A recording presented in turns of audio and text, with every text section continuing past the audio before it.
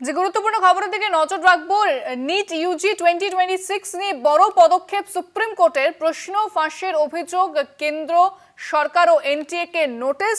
প্রশ্ন ফাঁসের অভিযোগে কেন্দ্র সরকার এবং এনটিএ কে নোটিশ পাঠানো হয়েছে। নোটিশ পাঠিয়েছে শীর্ষ আদালত। এনটিএ আগের ঘটনার পরও কোনো শিক্ষা নেয়নি, শুনানিতে বলেন বিচারপতি পিএস নরসিমহা। এনটিএ কে মনিটরিং কমিটি নিয়ে হলফনামা জমা দিতে নির্দেশ সুপ্রিম কোর্টের। কে রাধাকৃষ্ণনকে মনিটরিং কমিটির চেয়ারম্যান হিসেবে নিয়োগের নির্দেশ। মামলার পরবর্তী শুনানি বৃহস্পতিবার। এনটিএ আগের ঘটনা থেকে কোনো শিক্ষা নেয়নি, এমনটাই শীর্ষ আদালত জানিয়েছে। বিষয়ে আরো জানবো, শীর্ষ আদালত কি বলছে শুনবো। আমাদের সঙ্গে সরাসরি নিউজ রুম থেকে রয়েছেন প্রতিনিধি পীযূষ কান্তি নাগ। পীযূষ, এ বিষয়ে কি বলছে সুপ্রিম কোর্ট? এনটিএ এবং কেন্দ্র সরকারকে নোটিশ দেওয়া হয়েছে এবং সুপ্রিম কোর্ট জানাচ্ছে যে আগের ঘটনা থেকে কোনো শিক্ষা নেয়নি। আর কি বলা হয়েছে শীর্ষ আদালতের তরফ থেকে? দেখো, ইউনাইটেড ডক্টরস ফোরামের পক্ষ থেকে একটি মামলা এই নিটের প্রশ্নপত্র ফাঁসের বিষয় নিয়ে সুপ্রিম কোর্টে দায়ের হয়। এই মামলার অতি দ্রুত শুনানি চেয়ে বিচারপতি নরসিমার দৃষ্টি আকর্ষণ করা হয় এবং পাশাপাশি অভিযোগ করা হয় যে এনটিএর মতো সংস্থাকে এই বিষয়টির যে এই পরীক্ষাটিকে সংগঠিত করার জন্য যে দায়িত্ব দেওয়া হয়েছিল তার মূল কারণ ছিল যাতে এই স্বচ্ছভাবে এই পরীক্ষাটি সম্পন্ন হয়। কিন্তু তারপরেও যে দেখা যাচ্ছে যে ক্রমশ বারংবার এই পরীক্ষার প্রশ্নপত্র ফাঁস হচ্ছে। ফলে এনটিএর যে ভূমিকা, যে কমিটি আদালত নিযুক্ত যে কমিটি করা হয়েছিল সেই কমিটির ভূমিকা নিয়ে কিন্তু প্রশ্ন তুলেছেন সুপ্রিম কোর্টের বিচারপতি এন নরসিমহা। বিচারপতি নরসিমহা পরিষ্কারভাবে জানিয়েছেন যে সেই কমিটির ভূমিকা কী ছিল তা নিয়ে হলফনামা জমা দিতে হবে এনটিএকে। পরবর্তী শুনানির আগে এই হলফনামা দিতে হবে এবং সেই বিষয়টিকে সম্পূর্ণভাবে যাতে সম্পন্ন হয় সেই উদ্দেশ্য নিয়ে এর আগে বারংবার সুপ্রিম কোর্ট এনটিএকে যে সতর্ক করেছিল, কিন্তু তাতেও কোনো কাজ হয়নি। এমনটাই কিন্তু বিচারপতির নরসিমহার মন্তব্য থেকে আজকে পরিষ্কার। সুপ্রিম কোর্টে ফের সমালোচনার মুখে পড়ল এনটিএ এবং এনটিএকে সেই আদালতের নির্দেশ অনুযায়ী সেই কমিটি কেন সঠিকভাবে কাজ করছে না বা তার ভূমিকা কি সেই বিষয়ে হলফনামা দিয়ে জানাতে হবে এবং তার জন্য কে রাধাকৃষ্ণনের জন্য একটি মনিটরিং কমিটি তৈরি করা হলো তাকে চেয়ারম্যানশিপের রেখে, এবং সেই কমিটির মাধ্যমে এই প্রশ্ন ফাঁসের বিষয়টি তিনি মনিটরিং করবেন এবং পাশাপাশি এনটিএকে হলফনামা দিয়ে সুপ্রিম কোর্টে জানাতে হবে যে এর আগে আদালতের নির্দেশ সত্ত্বেও কমিটি কেন সেই বিষয়ে উপযুক্ত পদক্ষেপ গ্রহণ করেনি এবং সে বিষয়ে তাদের কি কমিটির কি ভূমিকা ছিল তা সুপ্রিম কোর্টে পরিষ্কারভাবে জানাতে হবে। মামলার পরবর্তী শুনানি বৃহস্পতিবারের আগেই এনটিএকে হলফনামা দিয়ে এই বিষয়টি পরিষ্কার করতে হবে। ইন্দ্রাণী, একেবারে ধন্যবাদ পীযূষ। আমাদের সঙ্গে নিউজ রুম থেকে সরাসরি ছিলেন প্রতিনিধি পীযূষ কান্তি নাগ।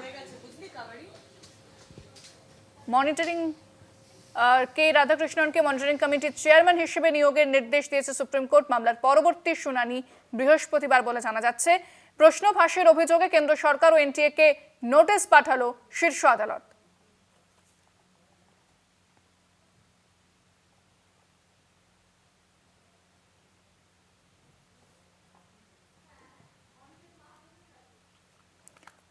নিট ইউজি 2026 নিয়ে বড় পদক্ষেপ সুপ্রিম কোর্টের।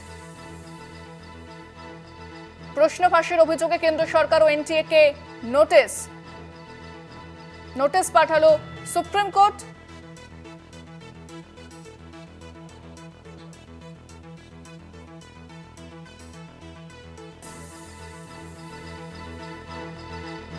মামলার পরবর্তী শুনানি বৃহস্পতিবার।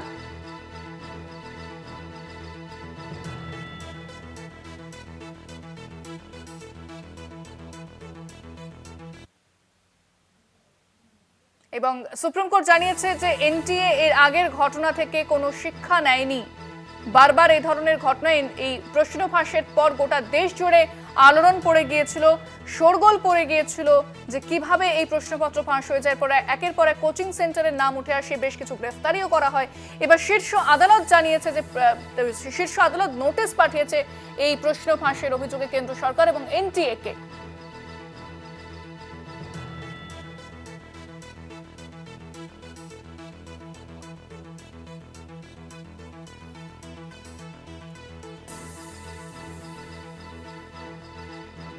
সুপ্রিম কোর্টের এই পর্যবেক্ষণ অত্যন্ত গুরুত্বপূর্ণ।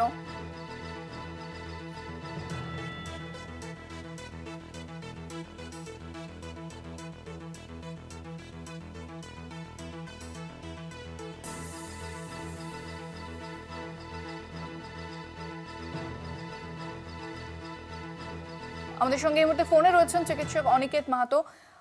এনটিএ এবং কেন্দ্র সরকারকে একটি নোটিশ দেওয়া হয়েছে সুপ্রিম কোর্টের তরফ থেকে, এই যে প্রশ্ন ফাঁস হয়েছে নিট ইউজি 2026 এর, যেখানে এই যে একটা সুপ্রিম কোর্ট বলছে যে এর আগেও যে ঘটনা ঘটেছে সেখান থেকে এনটিএ কোনো শিক্ষাই নেয়নি। অর্থাৎ এই যে একটা বড় প্রশ্ন ফাঁসের মতো ঘটনা ঘটলো, এত এত পরীক্ষার্থী তাদের ভবিষ্যৎ অন্ধকারে চলে গেল, এরপর সুপ্রিম কোর্টের এই পর্যবেক্ষণ কি বলবে এই বিষয়ে?